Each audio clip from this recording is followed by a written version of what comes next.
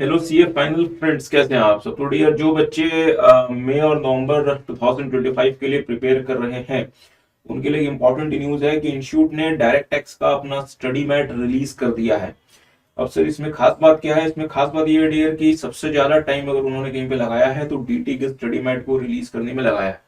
और अभी तक हमने अपनी बुक्स वगैरह इसलिए लॉन्च नहीं किया, इंट्रोड्यूस नहीं की, क्योंकि मैं चाह रहा था कि एक बार इंस्टीट्यूट का स्टडी मैट आ जाए, इंस्टीट्यूट का जो मैट आ जाएगा फिर उसके हिसाब से फिर हम अपनी बुक्स को भी अपडेट करके आपके लिए लेकर आएंगे। अच्छा, तो जो बच्चे स्टडी मैट को डाउनलोड करना चाहते हैं वो इंस्टीट्यूट की साइट पे जाएं, और अगर आप देखेंगे यहाँ पे तो final course paper 4 DD and IT applicable for May and November 2025। अच्छा, so this is the complete study mat जो कि इन्होंने फाइनली रिलीज कर दिया है। ये शायद आज रिलीज हुआ या फिर कल मतलब रिलीज हुआ था, इसके पहले रिलीज नहीं हुआ।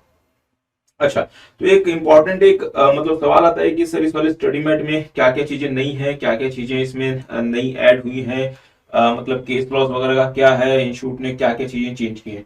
तो डियर, मैं ना मतलब थोरोली में इस स्टडी मैट में गया, केस वाइज मैंने इसका एनालिसिस किया, और फिर जो बातें मतलब समझ में आई है कि इस स्टडी मैट में क्या है। तो ध्यान दीजिएगा साहब, अगर हम इस स्टडी मैट का कंपैरिजन करते हैं आपके पिछले स्टडी मैट ने से जो कि इंस्टीट्यूट ने इशू करके दिया था, तो अगर आप देखेंगे साहब नंबर ऑफ पेजेस, तो इस वाले स्टडी मैट में 2400 के आसपास पेजेस हैं, पिछले वाले में 2360 पेजेस है। तो सर इसमें 40 पेजेस ज्यादा क्यों है? क्योंकि डेयर आपको पता है कि जो भी अमेंडमेंट्स आती हैं फाइनेंस एक्ट के थ्रू, तो उसको इनकॉर्पोरेट करने के लिए कुछ केस क्लॉजेस ज्यादा हैं, तो उसके भी पेजेस बढ़ गए। अच्छा, नंबर ऑफ क्वेश्चंस, पिछले बार भी करीबन करीबन 210 के आसपास क्वेश्चंस थे, इस बार भी क्वेश्चंस आपके सेम है, इन्होंने कोई नए क्वेश्चंस इसमें ऐड नहीं किए। नंबर ऑफ केस लॉस साहब, लास्ट अटेम्प्ट में जो इन्होंने स्टेटमेंट दिया था उसमें थे 113, इसमें है 120, तो मतलब 7 केसेस बढ़ गए। तो सर ऐसा क्यों किया, 7 केसेस क्यों बढ़ गए? डेर आपको पता है आईसीआई जो है ना वो आपको मतलब जुडिशियल अपडेट की ना फाइल इशू करके देता है, जो कि आपको अपने स्टडी मैट के साथ पढ़ने को होती है।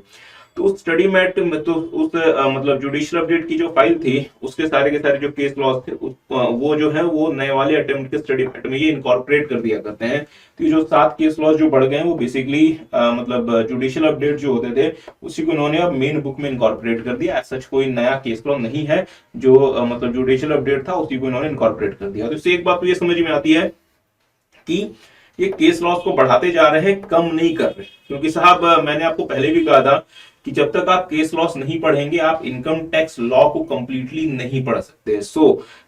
मतलब इनकम टैक्स लॉ के लिए जितना इंपॉर्टेंट इनकम टैक्स एक्ट है डियर, उतना ही इंपॉर्टेंट केस लॉस भी है, तो उसके साथ ही पढ़ना होता है। एनी हाउ, तो सर क्या इस फाइनेंस एक्ट 2024 के हिसाब से जो मैट बना है इसमें क्या कुछ नया है? नहीं डियर, इसमें कुछ नया नहीं है। जो भी अमेंडमेंट्स फाइनेंस एक्ट 2024 ने की हैं वो तो खैर रहेंगे रहेंगे। इसके अलावा मतलब कंटेंट वाइज, प्रेजेंटेशन वाइज कुछ भी नया नहीं है। तो जो बच्चे इंस्टीट्यूट का स्टडी मैट फॉलो करते हैं वो बिना किसी परेशानी के स्टडी मैट को फॉलो कर सकते हैं। जो भी इसमें चेंजेस थे वो मैंने आपको यहाँ पे सारे के सारे चेंजेस के बारे में एक ब्रीफ आइडिया दे दिया। इसके अलावा ऐसा कुछ भी नया इन्होंने, ऐसा नहीं कि कुछ बिल्कुल नया ऐड कर दिया, ऐसा बिल्कुल नहीं है। हाँ, फाइनेंस एक्ट 2024 ने जो अमेंडमेंट्स किए हैं डियर वो तो खैर इसमें आएंगे ही आएंगे, तो उसके अलावा ऐसा जिसमें कुछ भी नया नहीं है। और हमारी बुक्स और हमारी क्लासेस भी बहुत जल्दी आने वाली है, इसके लिए हम आपको बहुत जल्दी अपडेट्स देंगे।